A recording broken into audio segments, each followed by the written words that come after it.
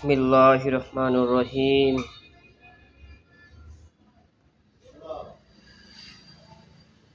আসসালামু আলাইকুম ওয়া রাহমাতুল্লাহি ওয়া বারাকাতুহু। প্রিয় মুসলমান ভাই ও বোনেরা, সকলে দরুদ শরীফ পাঠ করি। আল্লাহুম্মা সাল্লি আলা মুহাম্মাদি ওয়া আলা আলি মুহাম্মাদ কামা সাল্লাইতা আলা ইব্রাহিম ওয়া আলা আলি ইব্রাহিম ইন্নাকা হামিদুম মাজিদ। আল্লাহুম্মা বারিক আলা মুহাম্মাদি ওয়া আলা আলি মুহাম্মাদ কামা বারাকতা আলা ইব্রাহিম ওয়া আলা আলি ইব্রাহিম ইন্নাকা হামিদুম মাজিদ। সকলে পড়ি বালাগাল উলা বি কামালিহি কাশাফাত দুজা বি জামালিহি আশনাত জামিয়া খিসালিহি সাল্লু আলাইহি ওয়া আলিহি।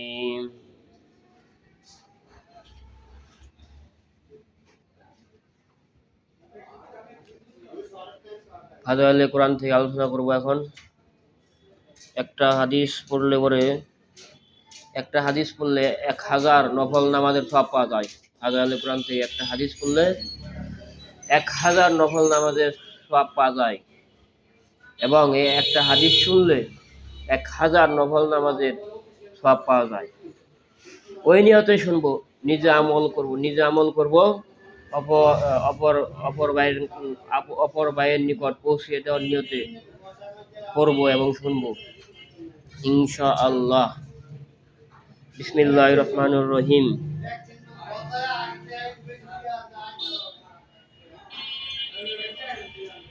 হুজুর সাল্লাল্লাহু আলাইহি ওয়াসাল্লাম ইরশাদ করিয়াছেন যে আলিফ লাম মিম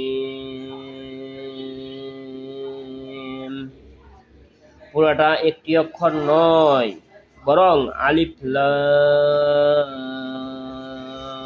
মিম তিনটি অক্ষরকে বোঝানো হয়েছে এখানে। তিনটি অক্ষর মানে 30 নেকি। তিনটি অক্ষর মানে 30 নেকি হইয়া গেল আমার, আর যে শুনলো তারও। ইহাতে মতভেদ আছে যে আলিফ লাম মিম দ্বারা সূরা বাকারার প্রথম আয়াতকে বোঝানো হইয়াছে, নাকি সূরা ফিলের শুরুতে লেখা আলামকে বোঝানো হইয়াছে।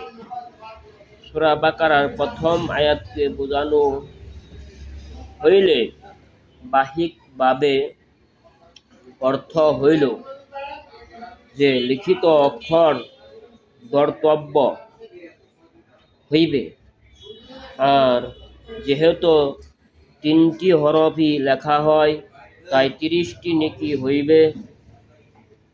আর যদি ইহার দ্বারা সূরা ফিলের আলাম বোঝানো হয়, তবে সূরা বাকারার শুরুতে আলিফ লাম মিম আছে, উহাতে 9টি অক্ষর হইবে। এই জন্য উহার বিনিময়ে 90 নেকি হইবে। বাইহাকির রেওয়ায়াতে আছে, হুজুর সাল্লাল্লাহু আলাইহি ওয়াসাল্লাম ইরশাদ করিয়াছেন যে আমি এই কথা বলি না যে বিসমিল্লাহ এক অক্ষর,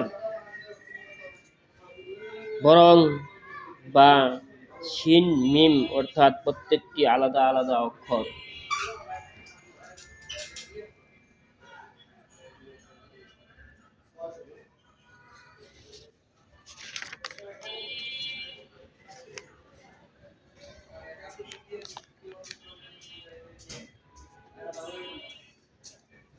হযরত মুআয জুহনী রাদিয়াল্লাহু তাআলা আনহা হুজুর সাল্লাল্লাহু আলাইহি ওয়াসাল্লামের এই ইরশাদ নকল করিয়াছেন যে ব্যক্তি কুরআন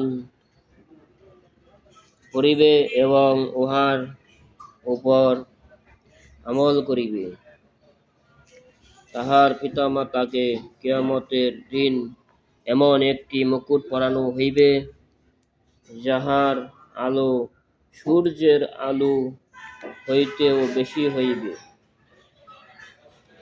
যদি সেই সূর্য তোমাদের ঘরে হয়। সুতরাং যে ব্যক্তি নিজে কোরআনের উপর আমল করে, তাহার সম্পর্কে তোমাদের কি ধারণা?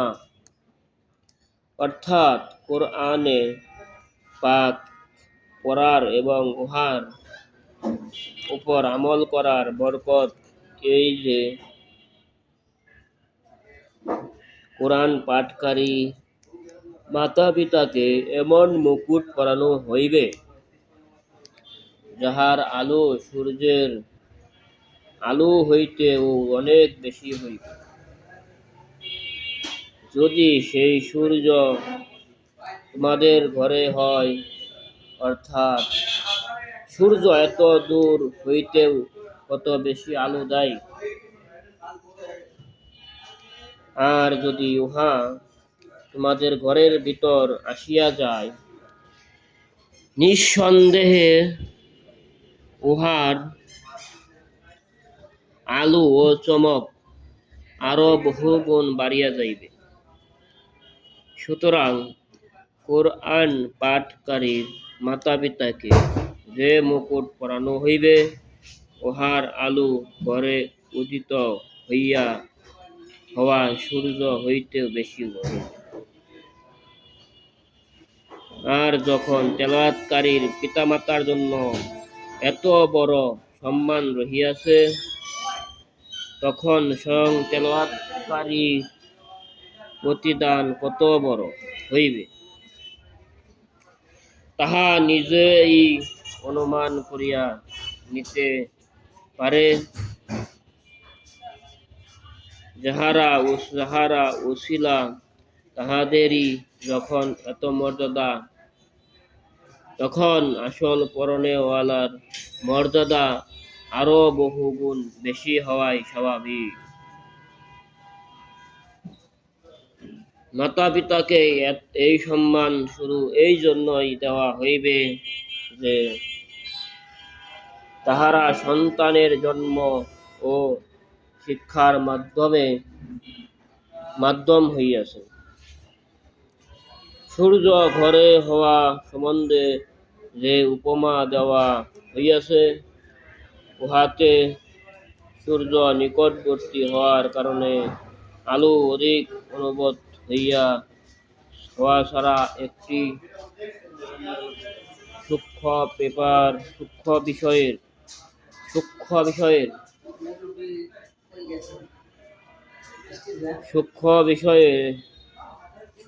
বিষয়ের প্রতি ইঙ্গিত রহিয়াছে। বসেন নে ভাই, বসেন, আইকনি হাদিসটা শুনেন। সূক্ষ্ম বিষয়ের প্রতি ইঙ্গিত রহিয়াছে, উহা হইল কোনো বস্তু সবসময় কাছে থাকিলে উহার প্রতি আকর্ষণ ও মহব্বত বেশি হয়। তাই সূর্য দূরবর্তী হওয়ার কারণে যেরূপ অচেনা ভাব রহিয়াছে, সর্বদা নিকটে থাকার কারণে উহা মহব্বতের পরিণত হইবে। এই হিসাবে আলো ছাড়াও উহার সহিত মহব্বতের প্রতি ইঙ্গিত বোঝা যায়। এখানে আরো একটি ইঙ্গিত এই যে উহা তাহার নিজের হইবে, অর্থাৎ সূর্যের দ্বারা যদিও সকলেই উপকৃত হয়, কিন্তু উহা যদি কাহাকেও দান করিয়া দেওয়া হয়,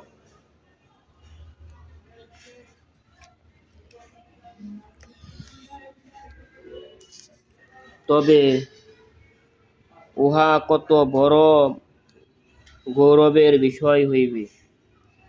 হাকিম রহমতুল্লাহ হযরত বুরাইদা রাদিয়াল্লাহু তাআলা আনহা হইতে হুজুর সাল্লাল্লাহু আলাইহি ওয়াসাল্লাম ইরশাদ করে নকল করিয়াছেন যে যে ব্যক্তি কোরআন শরীফ পড়িবে এবং উহার উপর আমল করিবে তাহাকে একটি নূরের তোয়ারি মুকুট পরানো হইবে এবং তাহার পিতামাতাকে এমন 2 জোড়া পোশাক পরানো হইবে যে পুরা দুনিয়া উহার মূল্য পরিশোধ করিতে পারিবে না। তাহারা আরজ করিবে, হে আল্লাহ, এই জোড়া কিসের বদলে দেওয়া হইয়াছে? এই জোড়া কিসের বদলে দেওয়া হয়েছে? তখন ইরশাদ হইবে, তোমাদের সন্তানদের কোরআন শরীফ পড়ার বদলে জামউল ফাওয়ায়েদ কিতাবে তাবারানী হইতে নকল করা হইয়াছে যে হযরত আনাস রাদিয়াল্লাহু তাআলা আনহা হুজুর সাল্লাল্লাহু আলাইহি ওয়াসাল্লামের এই ইরশাদ বর্ণনা করিয়াছেন যে যে ব্যক্তি নিজের সন্তানকে কোরআন শরীফ নাজেরা পড়ায় তাহার আগের ও পরের সকল গুনাহ মাফ হইয়া যায়, আর যে হেফজ করাইবে তাহাকে কিয়ামতের ময়দানে পূর্ণিমার চাঁদের ন্যায় উঠান হইবে এবং তাহার সন্তানকে বলা হইবে, তুমি পড়িতে শুরু কর। সন্তান যখন একটি আয়াত পড়িবে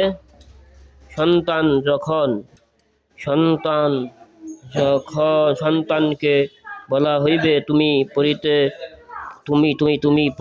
শুরু কর।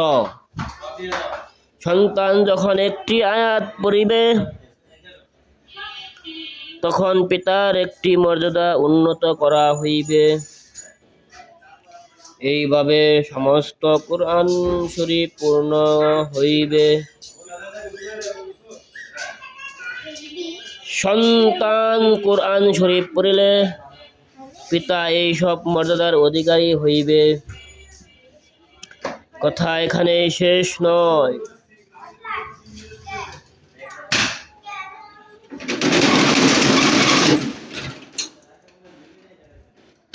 আরো একটি কথা শুনিয়া রাখুন, খোদা না করুন যদি আপনার সন্তানকে 2-4 পয়সার লোভে দ্বীনি ইলম হইতে বঞ্চিত রাখেন, তবে শুধু এইটুকুই নহে যে আপনি চিরস্থায়ী সওয়াব হইতে মাহরুম থাকিবেন, বরং আল্লাহর দরবারে আপনাকে জবাবদিহিও করিতে হইবে।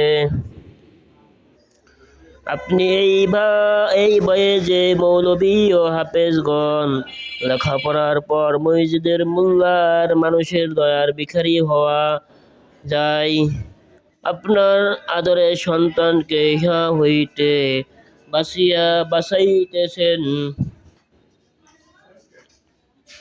বাঁচাইতেছেন। মনে রাখবেন, উহা দ্বারা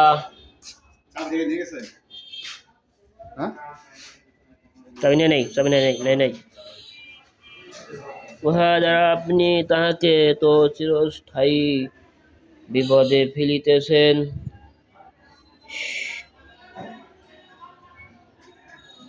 সাথে সাথে নিজের উপরও কঠিন জবাবদিহির বোঝা চাপাইয়া লইতেছেন। বসেন, হাদিসটা শুনে যান। বসেন, হাদিস শুনে যান।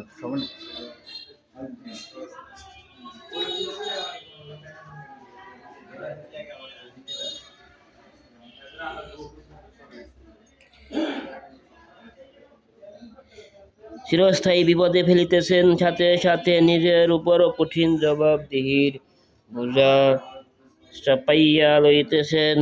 হাদিস শরীফে আছে, অর্থাৎ তোমরা প্রত্যেকেই রক্ষক এবং প্রত্যেকে তাহার রক্ষণাবেক্ষণ সম্পর্কে জিজ্ঞাসিত হইবে সুতরাং প্রত্যেকে তাহার অধীনস্থদের ব্যাপারে জিজ্ঞাসিত হইবে যে তাহাদেরকে কি পরিমাণ দিন শিক্ষা দিয়াছিলে। হ্যাঁ, ওই সমস্ত দর্শনীয় হাদিস শোনেন, ওই সমস্ত দর্শনীয় বিষয় হইতে আপনি নিজেকে এবং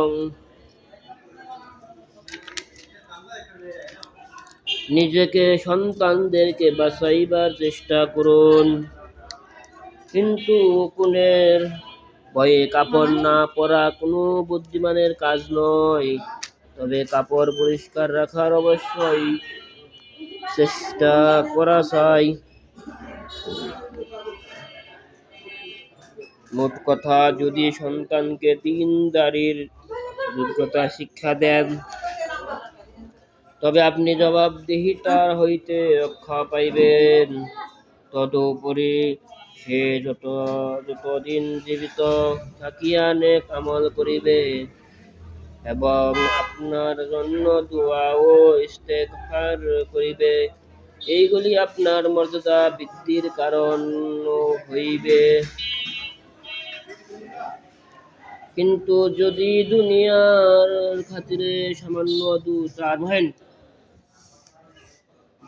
চার আল্লাহ খাওয়াবনি বেহাতি খাইবনি বহন আল্লাহ বেহাতি খাইবনি বহেন 2-4 পয়সার লোভে